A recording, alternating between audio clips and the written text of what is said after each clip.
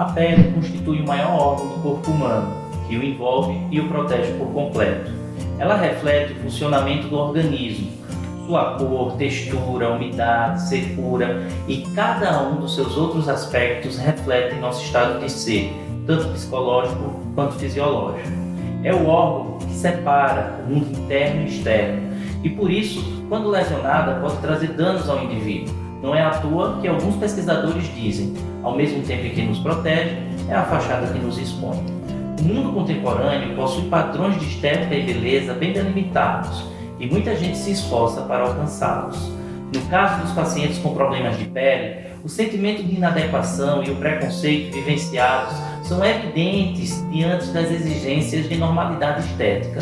O processo de adaptação da doença de pele pode se tornar um motivo de estresse, assim também como pode ser consequência de fatores estressantes. Hoje, aqui para o Interconsulta, convidei a dermatologista Sâmia Diegues para conversarmos sobre as doenças dermatológicas, sua relação com o estresse psíquico e o impacto na vida das pessoas. Sâmia, muito obrigado por aceitar o convite de vir aqui no Interconsulta para a gente debater esse assunto tão importante. Eu que agradeço, Gustavo. É um prazer estar aqui na sua casa tão bonita para a gente conversar sobre as nossas especialidades e a interface entre elas. Veja só, a gente sabe que o estresse emocional, né, e até o estresse físico mesmo, acaba gerando um impacto na saúde da pele das pessoas, né, como um grande órgão que envolve, que protege. Ele acaba sendo atingido por atividades estressantes, mas também essas lesões acabam sendo geradoras de estresse para o indivíduo, né? Dentre essas doenças que sofrem essa influência, que são as chamadas psicodermatoses, quais que a gente poderia citar para o pessoal de casa entender um pouco mais, Sandra? Então, as psicodermatoses mesmo, propriamente ditas, né, que assim, tem mais uma relação com as doenças psicológicas e do psiquiátrico, eu citaria três, né? As mais frequentes são as escoriações neuróticas, existem as dermatites artefatas ou factícias e os delírios de parasitose, né? Então, assim, a escoriação neurótica, que é a principal que a gente recebe no consultório, que acha que não é tão frequente, mas a frequência é muito grande, são aquelas lesões em que o paciente ele produz alguma lesão na pele sem existir uma lesão primária. Ou pode existir uma lesão primária e ele escoria aquela lesão gerando uma lesão secundária. Então, um exemplo clássico é a acne. O paciente ele pode ter acne, essa acne gerar um impacto na qualidade de vida dele, um impacto negativo, e ele vai lá e escoria aquela lesão, provocando uma lesão escoriada. Ou ele pode ter uma pele íntegra, não ter nenhuma lesão e ter uma sensação de prurito, de coceira e levar a escoriações e até lesões graves, né, que são aquelas lesões escoriadas mais graves que merecem até antibiótico-terapia. Né? A outra seria o delírio de parasitose, onde o paciente também não tem nenhuma lesão de pele e ele tem a consciência de que existem parasitos e às vezes eles trazem até fragmentos mesmo da pele com a certeza que existem parasitos na pele e que esses parasitos estão produzindo lesão. E a terceira seria a dermatite factícia ou artefata, onde o paciente também não tem nenhuma lesão de pele de base e ele produz sem ter consciência essas lesões que podem ser confundidas com outras lesões até mais graves. E na verdade isso não é tão incomum acontecer, né? A gente sabe que aparecem muitos pacientes, principalmente com essas escoriações neuróticas, que são chamados skin peaks, e aumentando muito o risco de infecção secundária, né? No consultório da dermatologia, eu imagino que se trate essas infecções secundárias, mas como que vocês lidam com essa comorbidade psíquica? Vocês encaminham para uma psicoterapia, encaminham para um tratamento medicamentoso com ansiolíticos? Tem uma relação muito grande, né, Sâmia, desses pacientes com transtorno obsessivo compulsivo? Como é no seu dia a dia a abordagem dessa interdisciplinaridade com esses pacientes? Então, Gustavo, eu acho que a primeira coisa é o dermatologista saber fazer o diagnóstico correto, que muitas vezes não é fácil, porque o paciente ele já chega com aquelas lesões dizendo que tem um prurido e que aquelas lesões apareceram. A primeira coisa é você primeiro fazer o diagnóstico, como geralmente eu faço. Eu pergunto ao paciente, primeiro você sente a coceira ou primeiro tem a lesão? Em 100% dos casos, primeiro ele fala que sente a coceira e depois a lesão aparece. E isso comprova que a lesão realmente é produzida. E a principal coisa, né, antes de tratar a infecção secundária, claro que a gente tem que ter os cuidados com a pele, é orientar esse paciente, né, conversar. Eu meio que faço também um papel ali do psicólogo, de conversar, de saber como é que está a vida daquele paciente, ver realmente se existe algum transtorno psiquiátrico, né, encaminhar esse paciente para um tratamento, né, psicoterápico e para um colega psiquiatra, claro, porque se você não resolver o problema de base do paciente, né, um transtorno que ele tem, seja um transtorno obsessivo compulsivo ou algum outro transtorno, não vai resolver. Qualquer tratamento que a gente fizer na pele, as lesões elas vão recorrer. Então existe sim essa necessidade. E esses pacientes que têm essas lesões de pele acabam tendo um impacto muito grande na sua qualidade de vida, né? São pacientes que acabam, por vezes, fazendo isolamento social, escondendo as lesões, tendo esse impacto negativo na sua funcionalidade, no seu trabalho, nas suas atividades de lazer. Como é que você observa isso? Os pacientes realmente queixam-se dessa dificuldade? São pacientes que geralmente já vêm passando por algum problema, né, na vida, problemas pessoais, e que isso culmina com essas lesões de pele. E são lesões que são geralmente nas áreas expostas, né, são nas áreas que o paciente alcança. Então são nos braços, nas pernas, às vezes até na face, no caso da acne. Então isso realmente gera um impacto, né, uma piora ainda maior da qualidade de vida desses pacientes. Em relação a outras doenças que também sofrem influência do estresse, a gente tem a psoríase, né? O que seria a psoríase, para explicar para o pessoal e saber quais são as suas causas, atinge mais homens ou mulheres, qual é a sua relação? A psoríase é a doença inflamatória da pele, né, que tem uma relação imunológica, então ao contrário do que as pessoas pensam, ela não é uma doença contagiosa, ela é uma doença que tem um fundo imunológico e inflamatório. Ela tem sim um gatilho, né, um fator desencadeador já comprovado na maioria dos casos com o estresse emocional. Então os pacientes falam que a piora da psoríase ou desencadear da psoríase é realmente de cunho emocional, e ela pode ter uma característica genética também, principalmente aqueles pacientes mais jovens, os pacientes que desenvolvem psoríase na infância e na adolescência. Existe uma relação com a causa genética, né? Existem parentes afetados.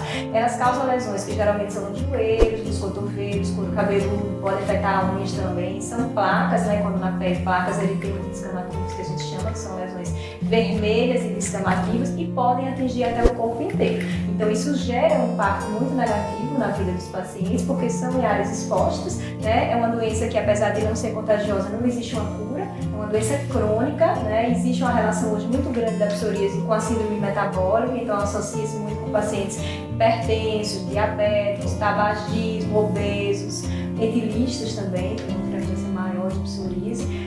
Então, por tudo isso, ela torna-se uma doença crônica, né? Então tem que ter uma abordagem realmente multidisciplinar.